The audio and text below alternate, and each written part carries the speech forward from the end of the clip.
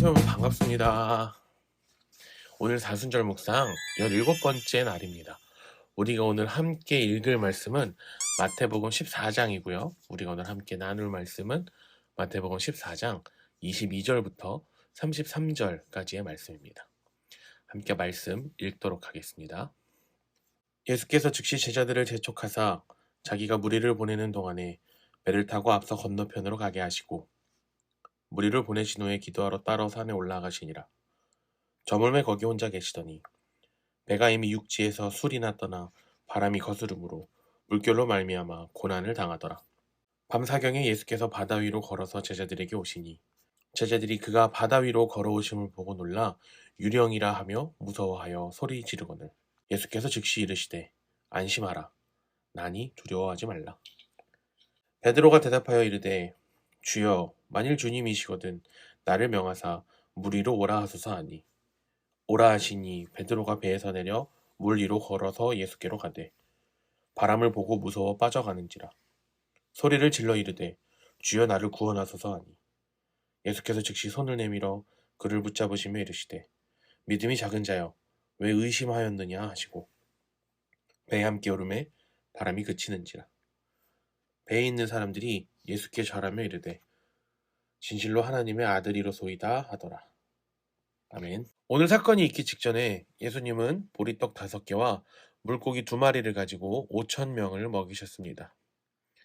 다른 복음서에 기록된 바에 의하면 군중들은 이 사건에 굉장히 흥분을 했습니다. 예수님은 상황이 감당할 수 없을 정도로 커지는 것을 염려하셨습니다. 요한복음에 기록된 바에 의하면 군중들은 예수님을 붙잡아서 자신들이 원하는 왕으로 지켜 세우려고 했습니다. 하나님이 원하셨던 진정한 유대인의 왕이 아니라 사람들이 자신의 필요를 채우기 위한, 자신의 필요를 만족시키기 위한 왕으로 삼으려고 시도했던 것입니다. 예수님은 이 일을 보고 속히 무리를 파하셨습니다. 그리고 제자들도 보내시고 자신도 기도하기 위해 산으로 오르셨습니다. 그 후에 오늘 본문의 사건이 발생합니다. 깊은 밤 바람이 있는 바다에서 제자들은 계속해서 노를 저으며 사투를 벌이고 있었지만 아무런 소용이 없었습니다. 예수님께서 제자들을 향해 물 위를 걸어오십니다. 물 위를 걸으신 것은 우리의 상식을 너무나도 벗어나는 이야기입니다. 제자들은 그 상식을 벗어난 예수님을 보고 이성을 잃고 두려움에 떨고 있습니다. 그들에게도 우리에게도 자연의 법칙에 의하면 이 일은 도저히 불가능한 일이기 때문입니다. 하지만 우리는 이런 예수님의 일하심을 통해 예수님께서 일으키신 놀라운 일을 통해 예수님께서 창조세계에 대한 일종의 주권을 소유하고 있음을 깨닫고 알아야 합니다. 이 말씀 직전에 있었던 오병이어 사건도 이와 동일하게 우리의 이성으로 판단할 땐 도저히 불가능한 일이기 때문입니다. 어쨌든 두려움에 사로잡힌 제자들에게 예수님은 다가가십니다. 그리고 두려워하지 말라, 나니 안심하라 라고 말씀하십니다. 베드로는 우리가 복음서 안에서 제대로 알 수 있는 몇 안 되는 인물입니다. 이 이야기를 통해 그의 모든 것을 간파할 수 있는 전형적인 한 사람의 모습을 그가 보여줍니다. 충성스럽지만 충동적이고 의로운 일에 나서다가 나중에는 곤혹스러울 정도로 그 의미를 오해하고는 결국 다시 한번 구출을 받아야 할 상태가 되고 마는 것이죠. 우리의 모습과 많이 닮은 부분이 있습니다. 이런 그가 예수님께 물 위를 걷게 해달라고 요청했습니다. 사실 어부 베드로는 사람이 물 위를 걸을 수 없다는 사실을 그 누구보다 잘 알고 있는 사람입니다. 하지만 10장에서 우리가 함께 보았듯이 예수님께서는 자신이 행한 일을 똑같이 할 수 있는 권세를 12제자에게 나누어 주셨습니다. 그래서 베드로는 물 위로 걸어오라 허락하신 예수님께 걸어갑니다.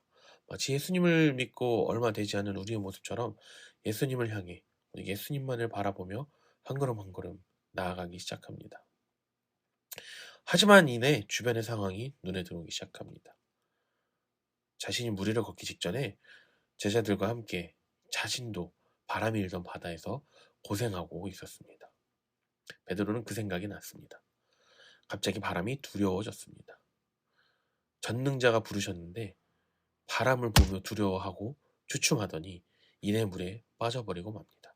마치 신앙생활에서 예수님을 향해 걸어가다가 어려움에 봉착했을 때 그 문제에 발목이 잡혀 넘어지고 마는 우리의 상황과 아주 많이 닮아 있습니다.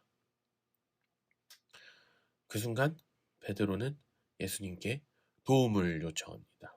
주님, 나를 구해 주십시오. 가장 단순하지만 예수님께서 가장 기꺼이 들어주실 요청. 나를 살려주세요, 주님.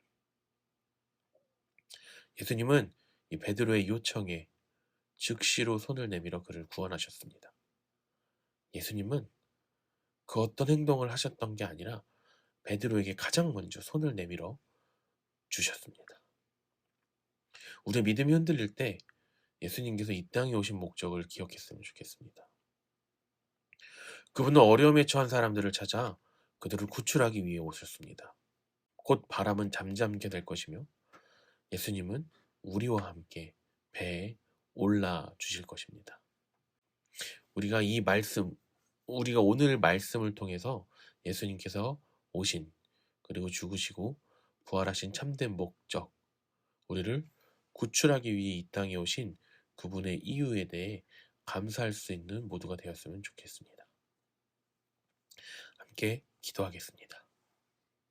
주님, 당신을 위해 불가능한 일을 시도할 수 있는 믿음을 우리 가운데 허락하여 주시고 우리의 믿음이 갑자기 사라져갈 때 우리를 구원하여 주시옵소서.